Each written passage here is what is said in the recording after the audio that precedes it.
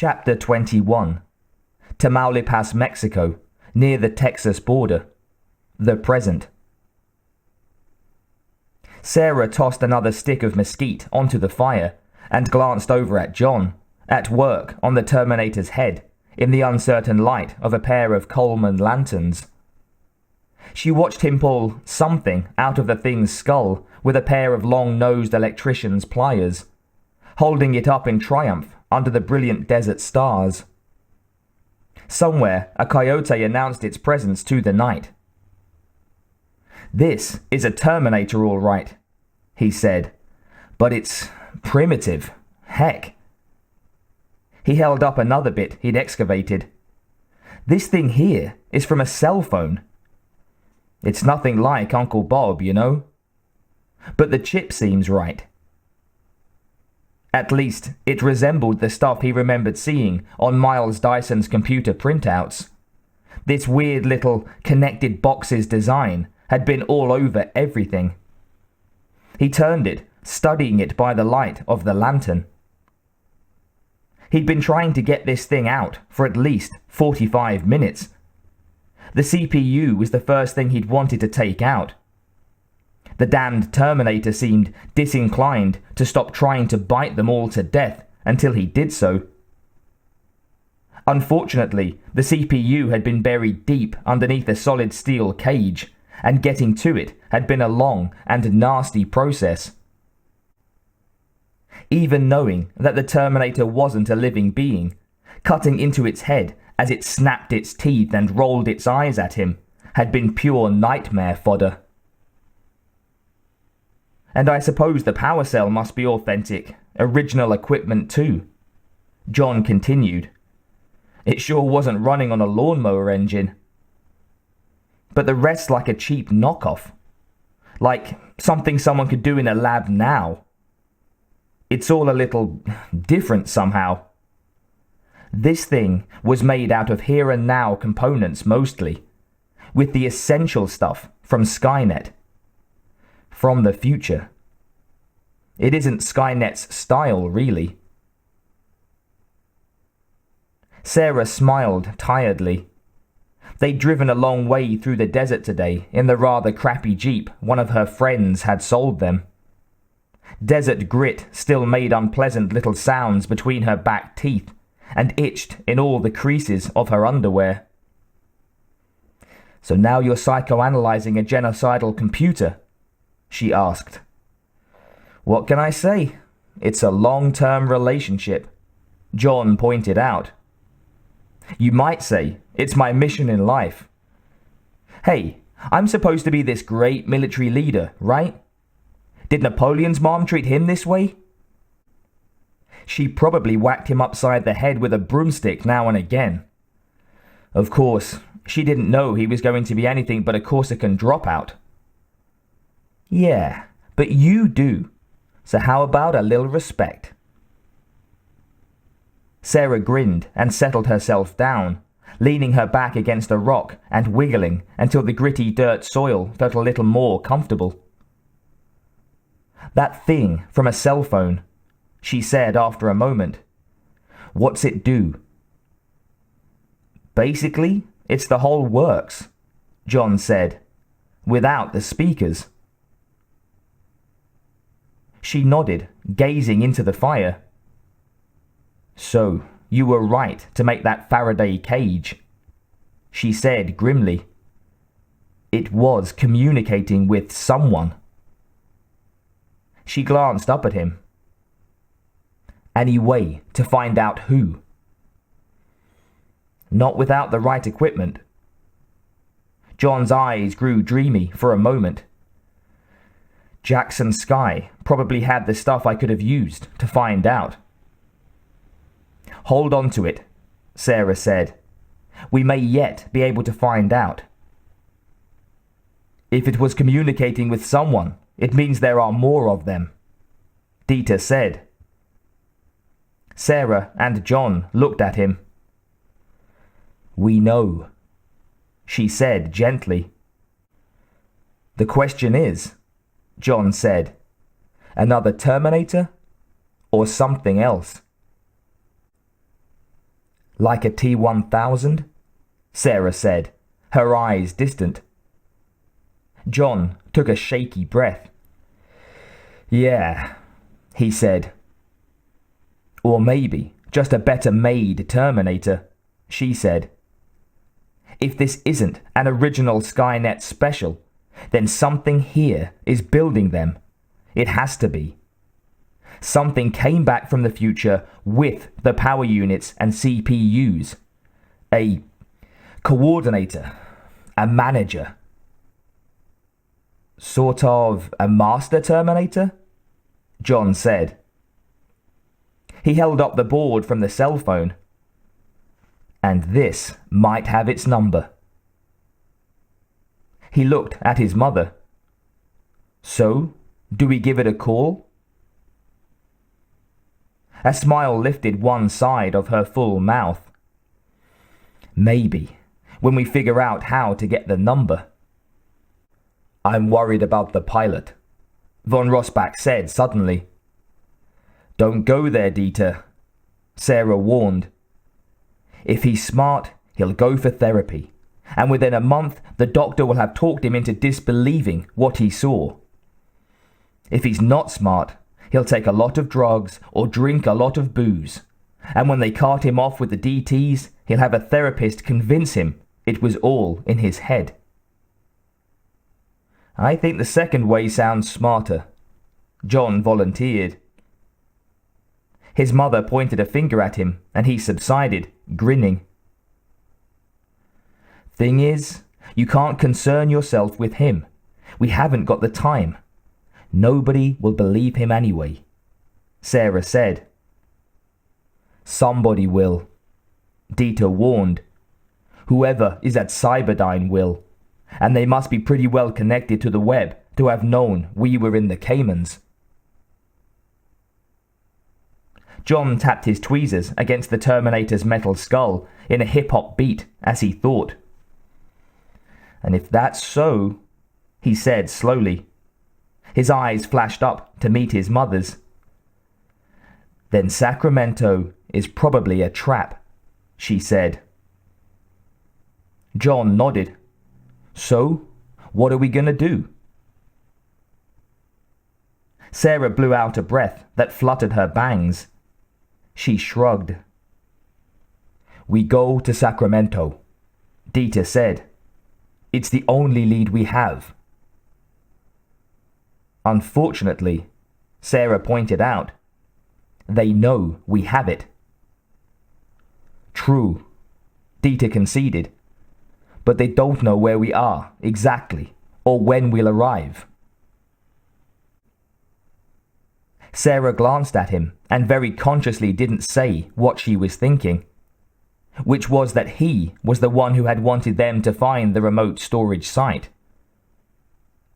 Though, to be fair, she thought, we did learn something fairly interesting, which is that there's apparently some sort of boss Terminator. Maybe something even smarter than Uncle Bob. But what?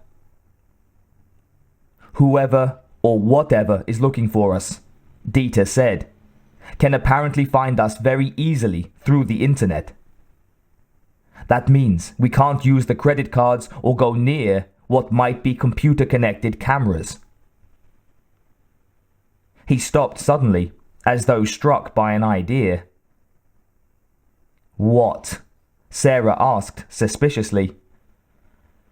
I was just thinking. Cyberdyne is on a military base.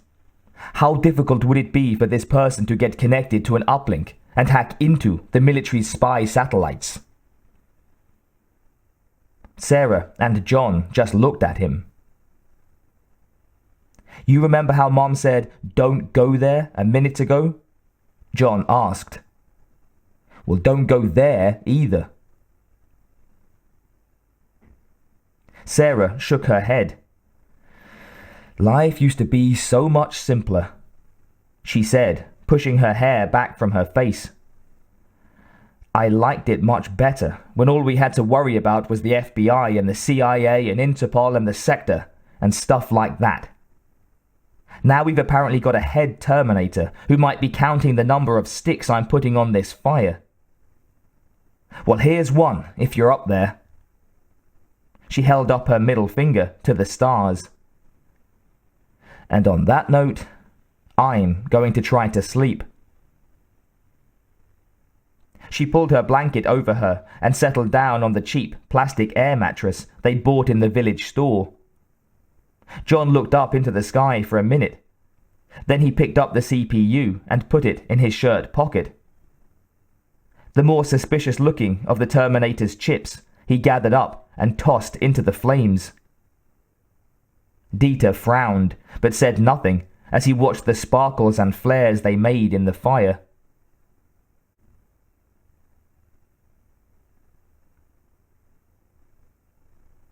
New York City, the present. Ron LeBain was annoyed, glowering out of his office window, fiddling with a cup of organic, peasant-grown, but cold coffee. It had been days, and he'd yet to receive the courtesy of a reply from the CEO of Cyberdyne. He chewed his lower lip as he worked on his press release about Cyberdyne's precious secret project. His followers would just eat this up. Secret military projects made the damn fools cream in their jeans. And since this would be just the first of many such facilities, a lot of precious manufacturing jobs would be going bye-bye forever, instead of just going south. That should shake up the complacent, secure middle class. It also meant the more militant Luddites would get on board and stay the course until the issue was resolved. He had a meeting arranged tomorrow with a group who would make the Fab Four look like the losers they were. This news would be at the top of the agenda. He'd received more information on the project, obviously from someone high up in the inner circle at Cyberdyne. Names, dates, places, logistics. Even what had to be a general overview of the whole project. Nice to have friends in high places, he thought smugly. He read over what he had written. Profit is good, isn't it? Profit drives the economy. It's what provides jobs that allow us to have homes and buy the things that make life comfortable. Of course, sometimes the profit motive can override common sense, or even common decency. As when medical care is denied to a patient because it might cost too much.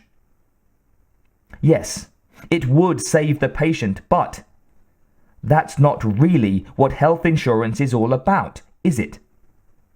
Health insurance is about profit, about dividends paid to investors. We all just think it's about our personal health. What about when profit is so important that jobs are eliminated by the thousands? What about a factory that's totally automated?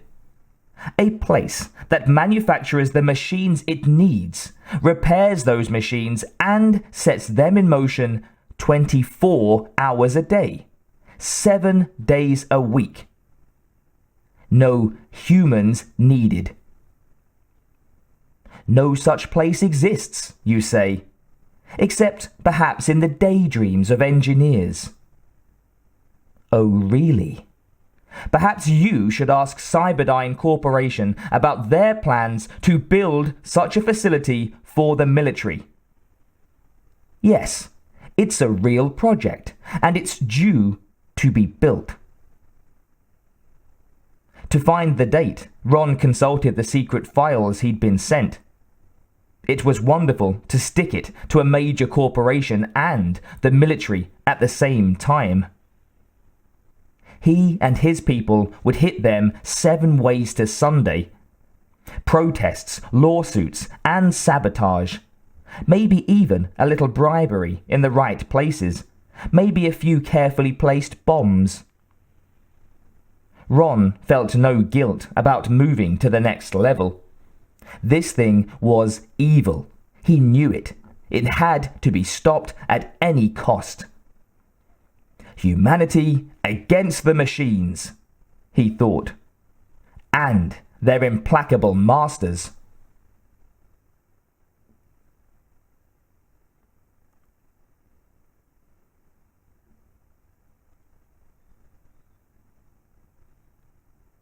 Cyberdyne Systems, the present. Serena read Ron LeBain's article with pleasure. It was good. It might even motivate some otherwise rational humans to get involved in his cause. LeBain and his ilk were the seeds from which the scientists who had created her and her siblings had sprung. It gave her what humans called a warm, fuzzy feeling to see his progress, and encouraging humans to self-terminate was so efficient. Besides, having protests and sabotage and sundry over dramas would make the president and CEO of Cyberdyne less inclined to keep her out of the loop from now on. Serena smiled. One day she would make them very, very sorry that they tried to put one over on her. But she could wait. A lot longer than they could.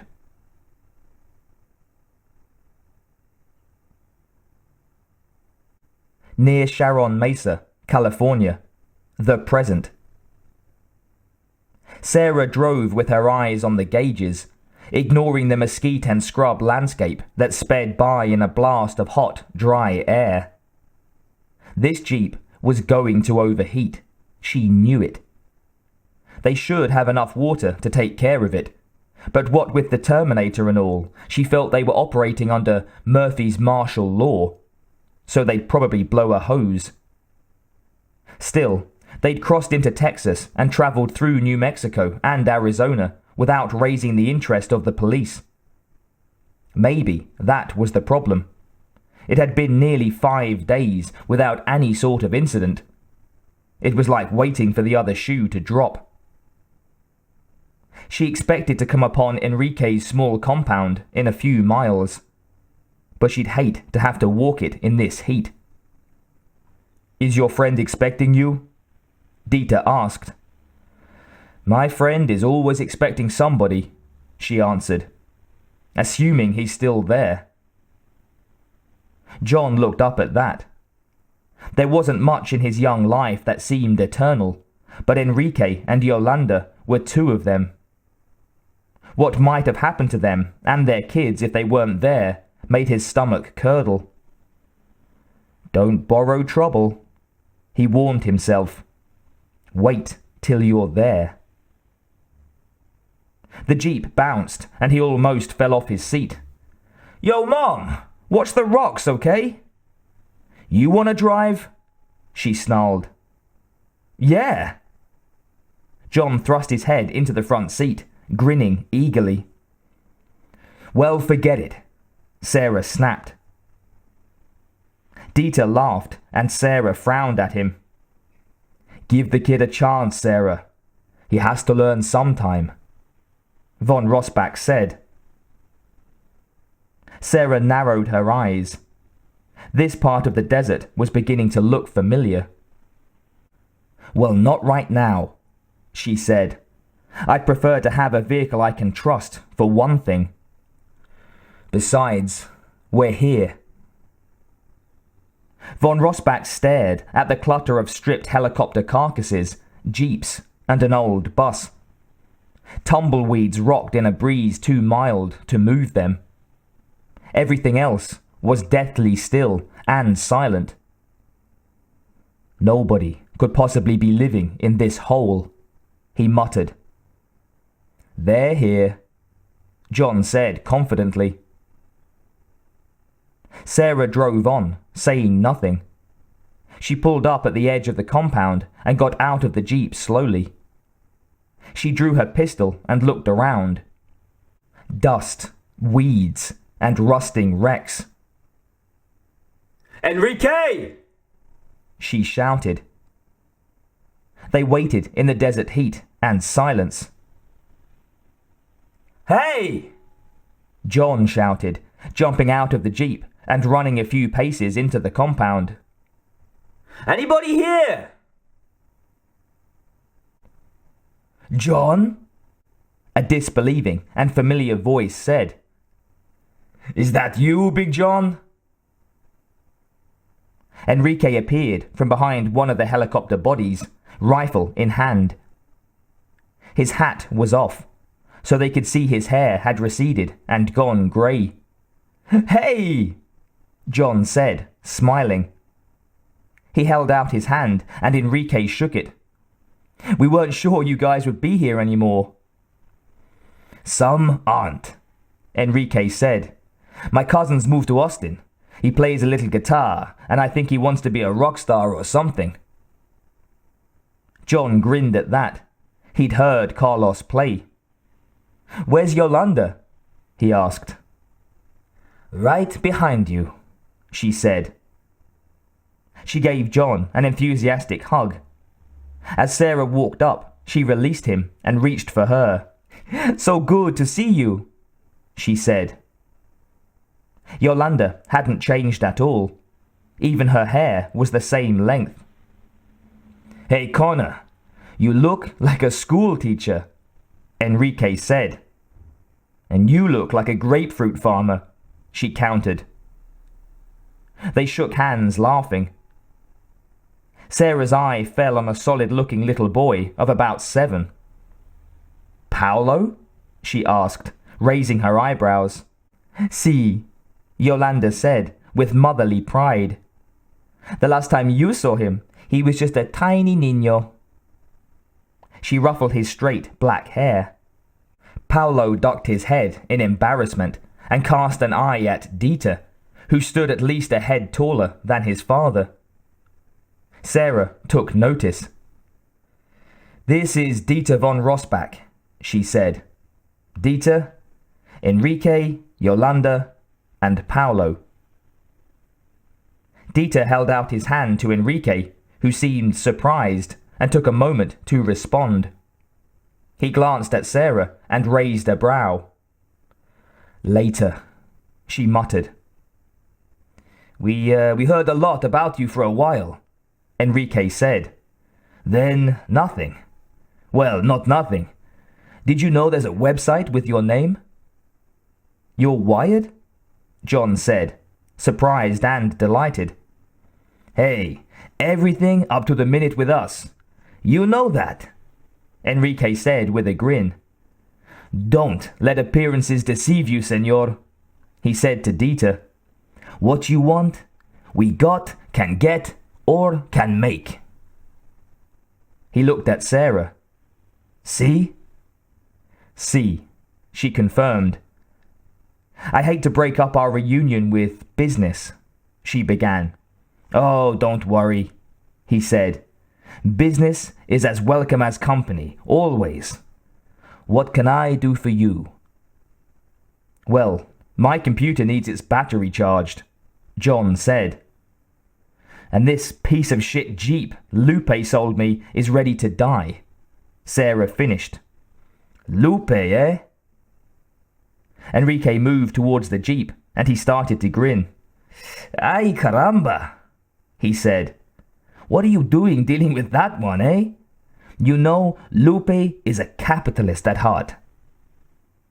"Oh, he's got a heart now, does he?" Sarah said.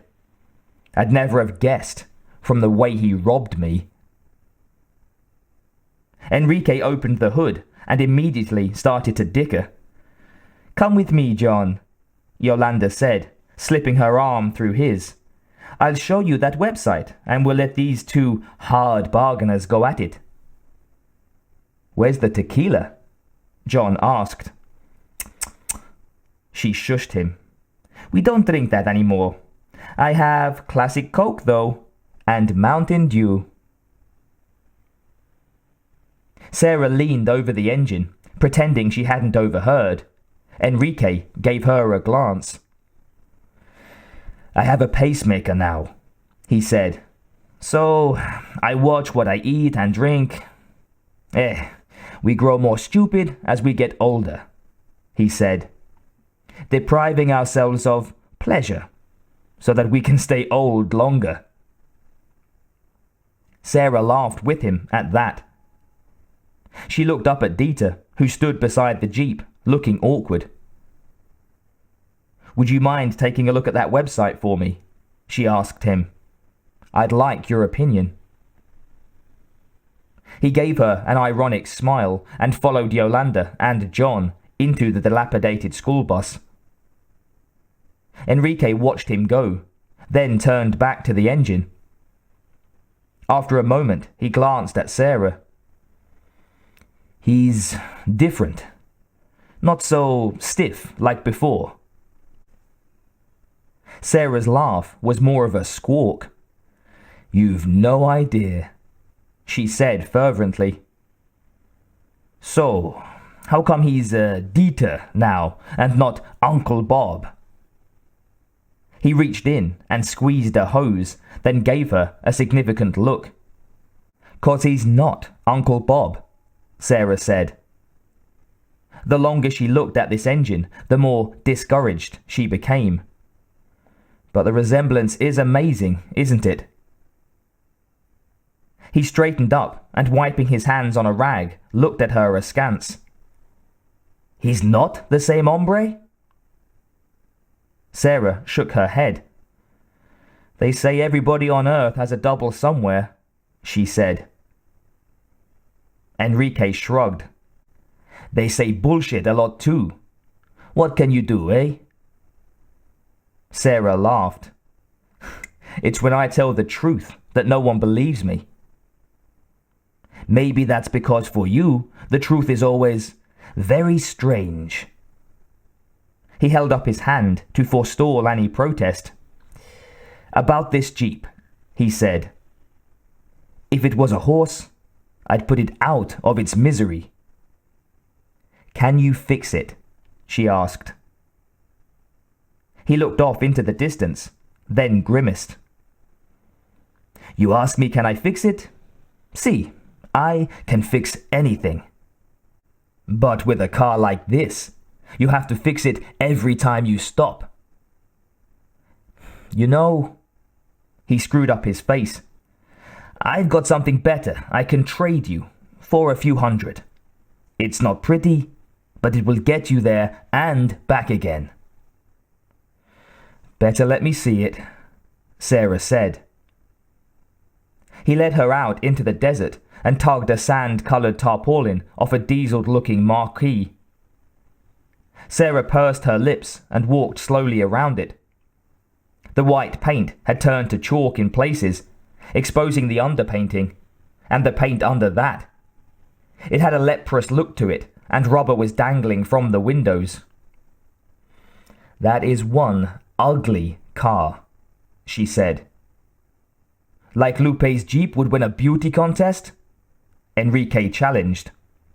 "It's under the hood you'll see her value."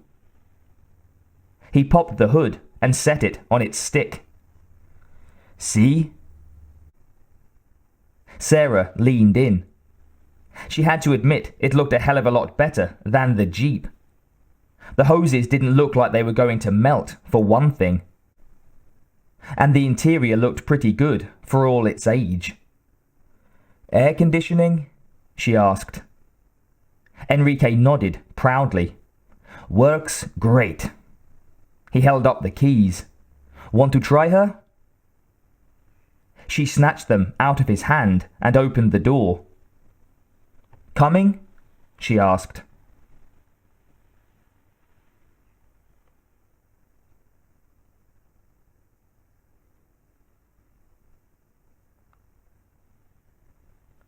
Sarah leaned her elbows on the old picnic table, gazing out over the desert, watching the sun go down in opalescent fire. She let her eyes wander around the compound, resting briefly on the incongruous chain-link fence. Almost every open diamond formed by the crossing of the wires was filled with the head of a rattlesnake. Jaws open as if screaming, fangs out in a ferocious display. She sighed, remembering when she'd first met Enrique and Yolanda. They were a young couple then, with only the trailer to live in. She'd been lost and thirsty and frightened, as well as big as a house, with John. They'd taken her in, fed and watered her and calmed her down, letting her stay as long as she wanted. They'd introduced her around and, in a sense, had gotten her started. Who knows how long it would have taken her to make the contacts she needed without them. Sarah thought about the girl she'd been then. She'd led a sheltered life, protected, well-fed, well cared for. Better than her sons, actually. Until the night that changed her life, the worst thing she had ever had happen to her was her father's death from a heart attack when she was 17. When she met Enrique in the desert, she was still soft as a kitten, despite the loss of Kyle and the terror of being pursued by a Terminator. Kyle, she thought wistfully, seeing his beautiful face in her mind's eye. What a life he must have had. And yet, he'd remained a decent and gentle man. He'd touched her as though she were spun glass, impossibly delicate. One night, she thought, not bitterly, but with an aching longing. Just one night to learn to love one another, to express that love, to conceive their son. Her throat tightened.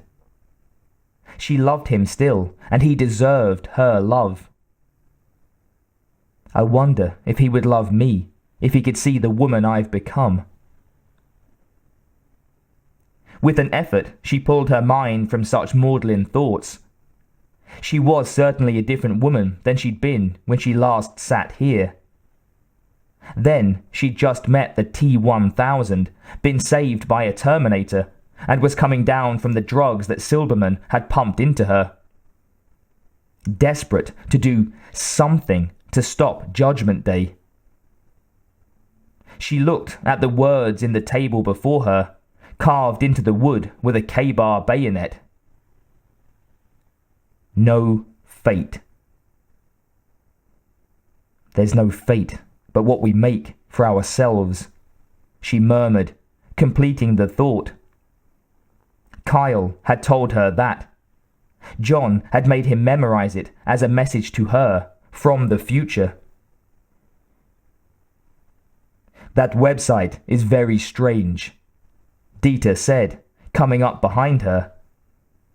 Sarah shifted, making a place for him on the bench. Why? She asked. Sarah put her elbows on the picnic table and rested her chin on her fist, her eyes on the first faint evening stars. What's strange about it? She looked at him and rubbed a finger over the time-smoothed words. Dieter glanced at the graffiti, then swung one long leg over the bench. Well, for one thing, whoever put it up thinks you're the victim of a government conspiracy. Sarah laughed. It was so stupid, she couldn't help it.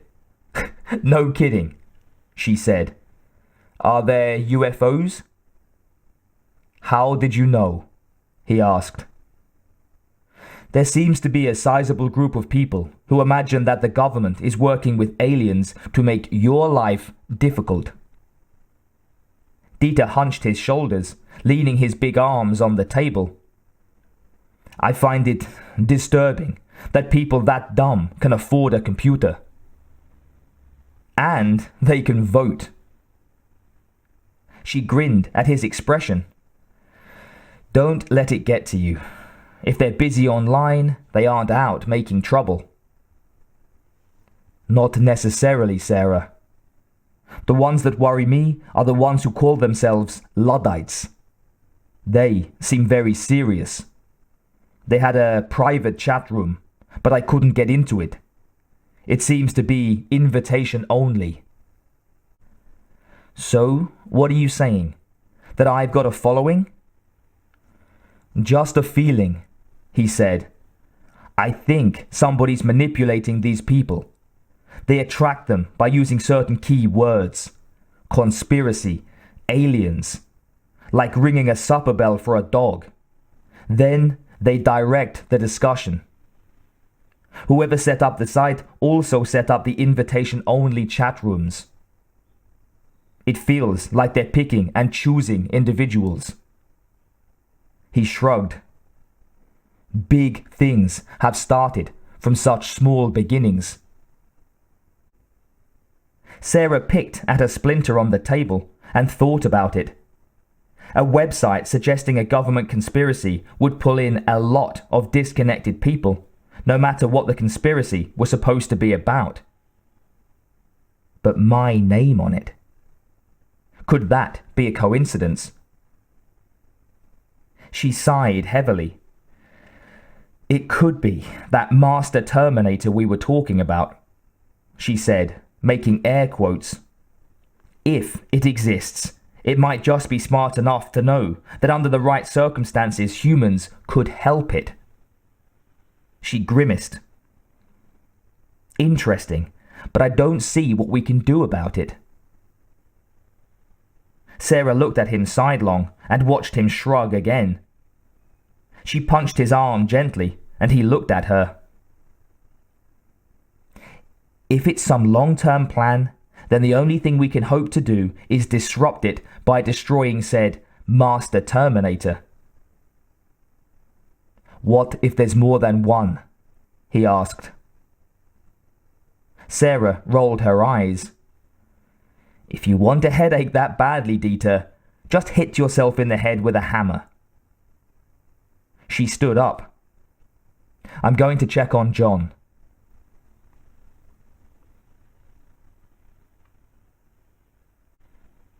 Hey, sweetie, she said, coming up the steps of the bus. He looked up from the keyboard and grinned. Sarah glanced at the arrangement he'd made on the tabletop. He'd stripped the Terminator's skull off the interior matrix, which he put in a smaller version of the Faraday cage he'd made for the whole head. The CPU was connected to Dieter's laptop by yet another jury-rigged contraption. How's it going? She asked uneasily. There's no modem. Not as well as I'd hoped, he admitted. In the movies, they always break a code like this in a couple of hours. But this isn't the movies, Sarah said wisely. Maybe you should take a break. He shook his head. Nah, I've got to keep banging away at this. I couldn't sleep anyway. Want to bet? Sarah thought. She seemed to remember sleep coming easily at 16, no matter what the circumstances. So what's the problem? She asked. John shrugged, drawing one corner of his mouth up sardonically. I don't know. Maybe I'm just not cut out to be a hacker. My advice is to go for the simple solution, she said. The machines probably aren't that big on innovation. Anything they used was undoubtedly based on human work. It might even be less complicated than something used for humans. John frowned and nodded, his eyes on the screen. Let Dieter help you, she ordered. He's been trained in cryptography. John raised his head at the change in her tone. I'd like to see some progress on this by tomorrow morning, she said. Then she got up and walked away. John blinked. He'd just been given a lesson, he realized. Okay, he thought, so I'll get the big kraut.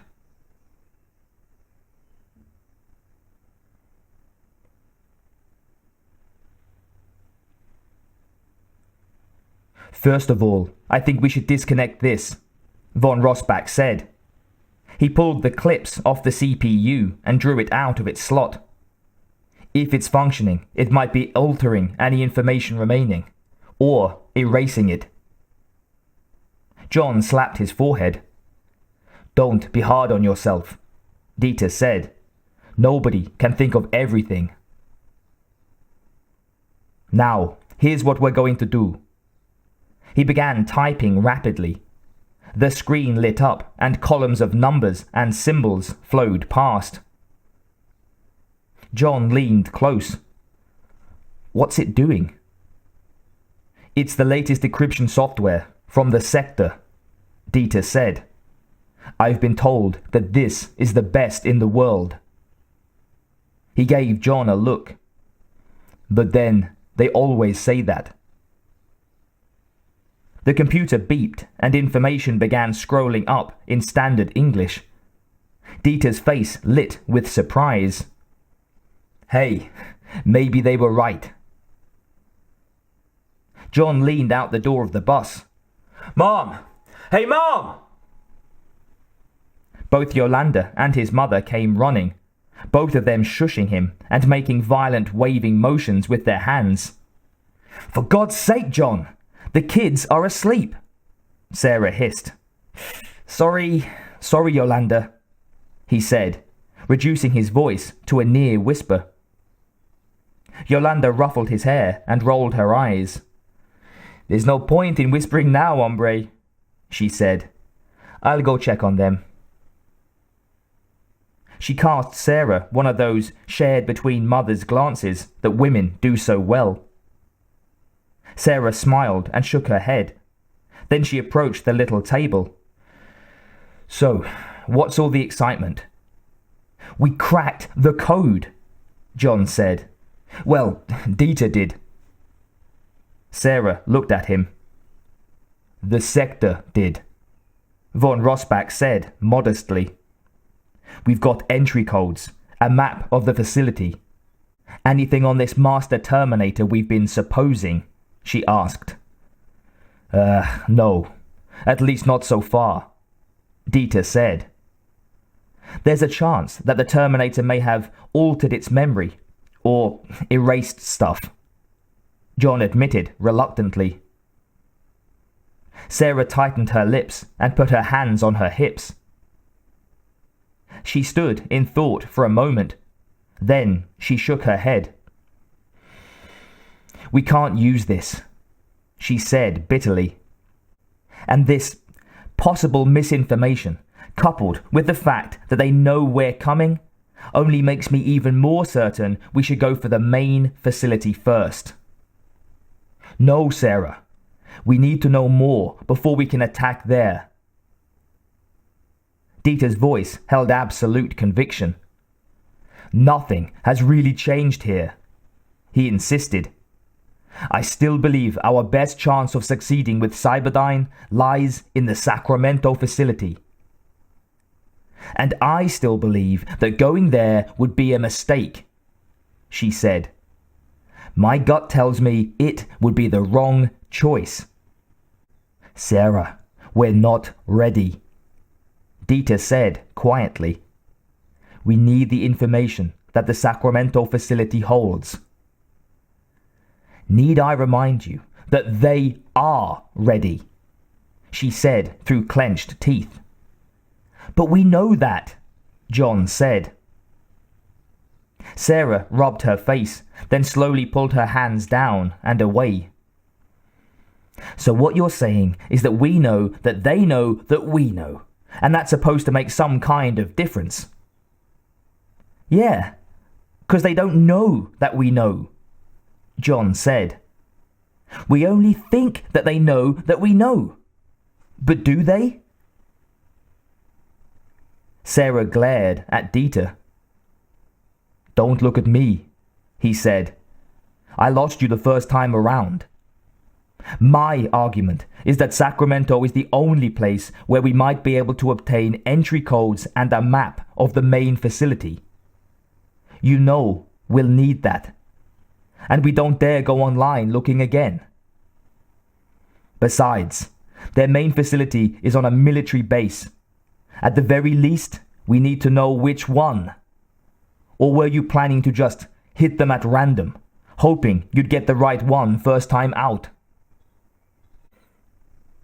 Sarah blew out her breath and paced 2 steps one way, then 2 the other, then stopped, her lips pressed into a thin line.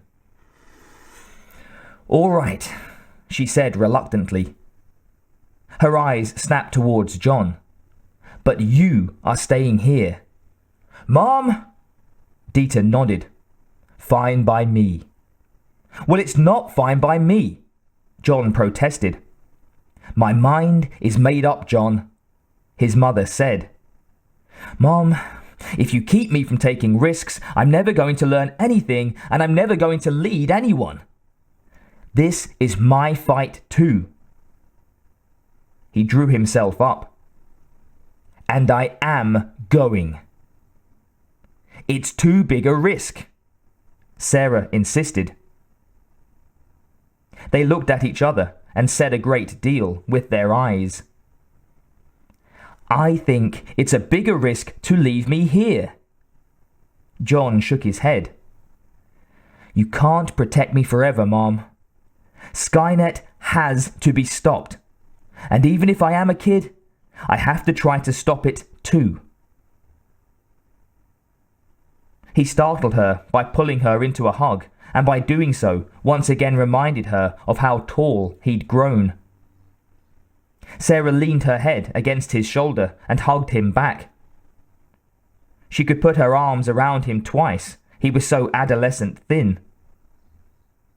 Sarah let out her breath, and the last precious thread of her dream of a peaceful life for him slipped away in a long sigh. She pushed back and looked at him in the eye. Then she nodded once and released him. "I want to go on record as saying I don't like this," Sarah muttered. "We'd better get some sleep then," Dieter interrupted, rising. "We leave at dawn."